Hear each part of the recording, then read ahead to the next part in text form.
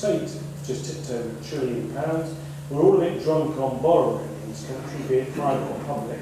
So I would rather tax consumption and make us live within our means a bit more and give people more money in terms of how they earn it, so that they can then save it. I would also remove taxation on savings, because I think tax savings are a good thing. Saving is a good thing.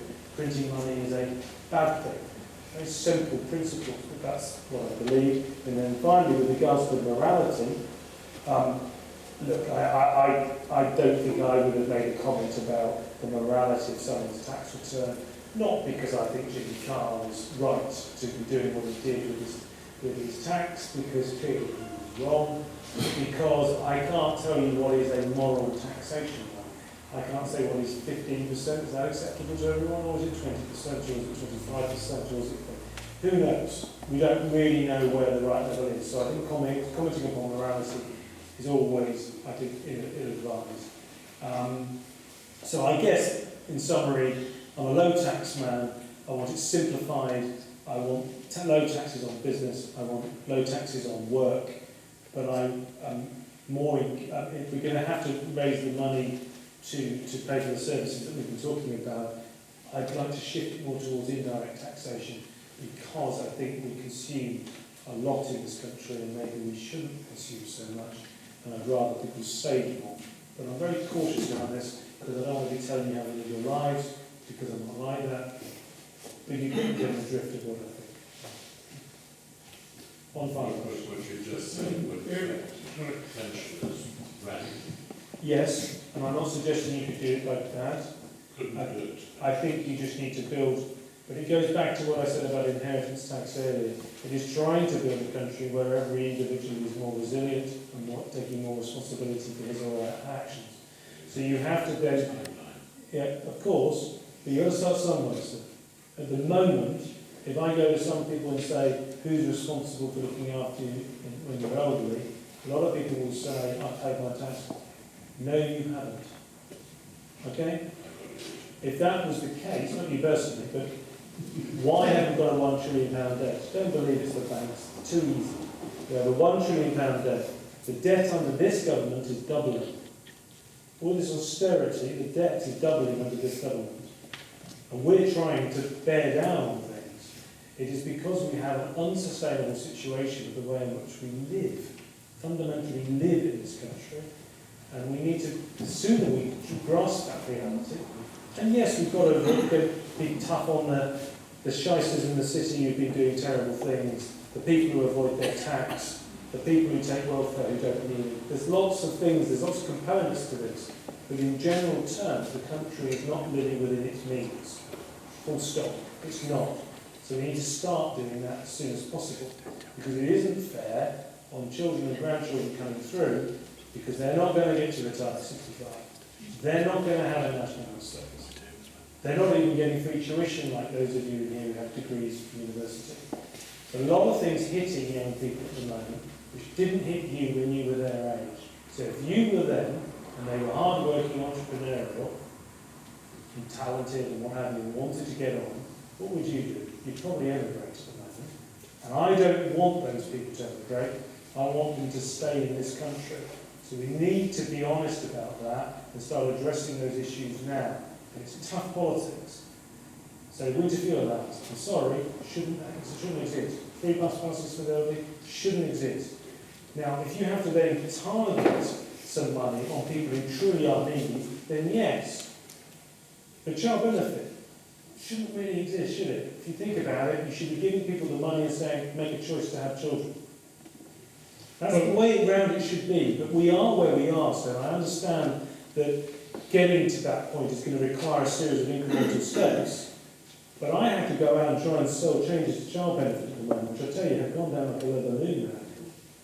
The mitigation has helped a bit, but realistically, I get people saying to me on the doorsteps who are under 40, well, what about me? How come I don't get to retire at 65?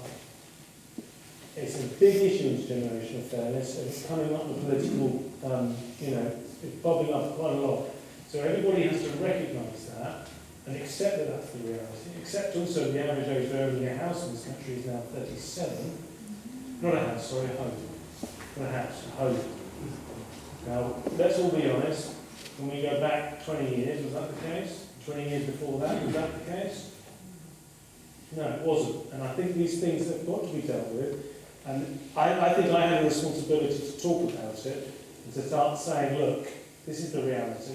I'm not saying it's easy, but this is the reality. Let's start talking about these issues. Because in addition to that, there's a flight of capital from west to east in relative terms at the moment on the globe and to the south. And we've got to pay our way. You know, we've got to work out how we're going to do it. Because in the past, we've got away with it because we were always the fourth biggest economy.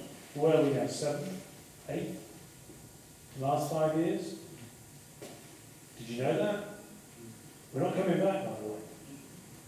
And so it's something we have to be honest about. And I guess, you know, that's part and parcel of my role. I guess I have to be positive about the fact that we can, if we choose to do this, but we need to recognise where we are and be honest about it. Yeah, we need to recognise where we are. We still seem to be a very soft and attractive touch.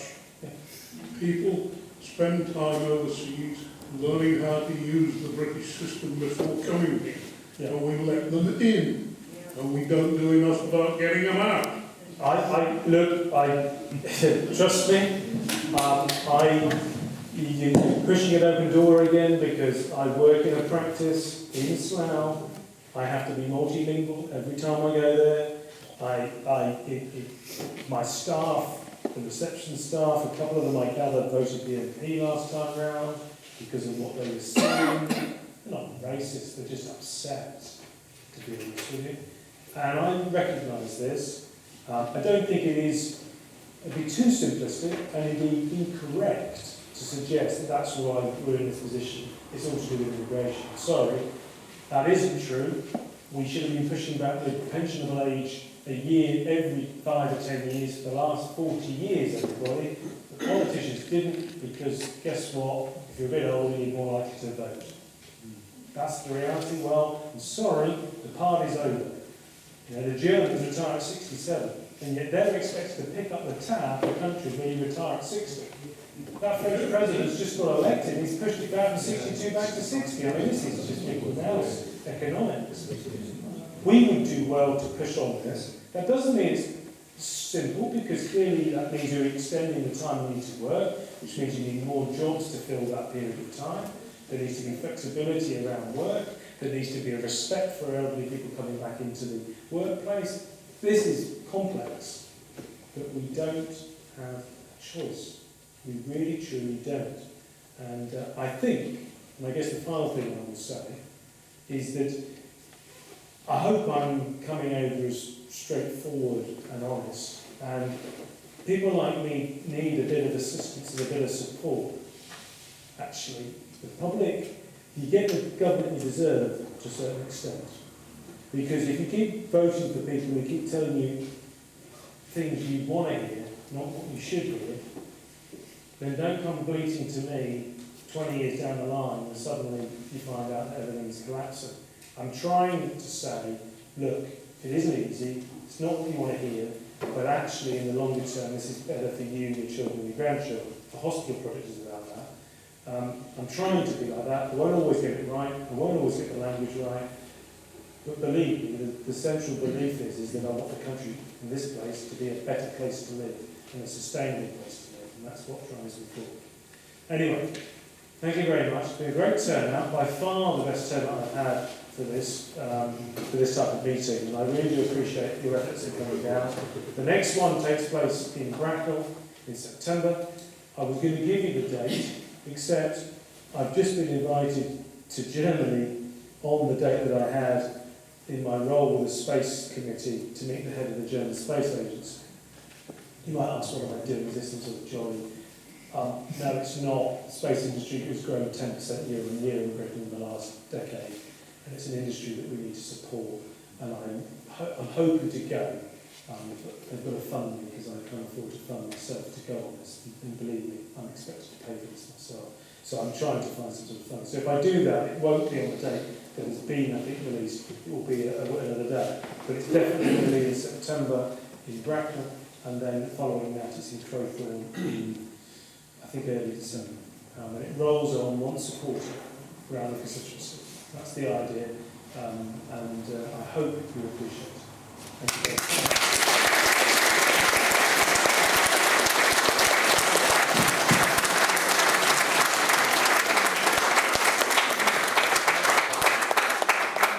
Traditionally, I then say come down the pub with me. That was the original plan. Only 5 people. The difficulty is, putting aside that's quite a few, and the difficulty is that I actually have eaten today, and I'm actually going to go off and eat now. And so forgive me, I'm not going to go to the pub. I'm not going to go to the food. So the next time, I have been putting pints behind the printer before, and I'm planning on trying to do the program as well. I'm trying to get, I do this every 6 weeks, I call pints and talk politics for now, in pubs around the constituency. So I will be going back to do that. And the next time I come to Finchampstead, I promise I will have a drink after the meeting.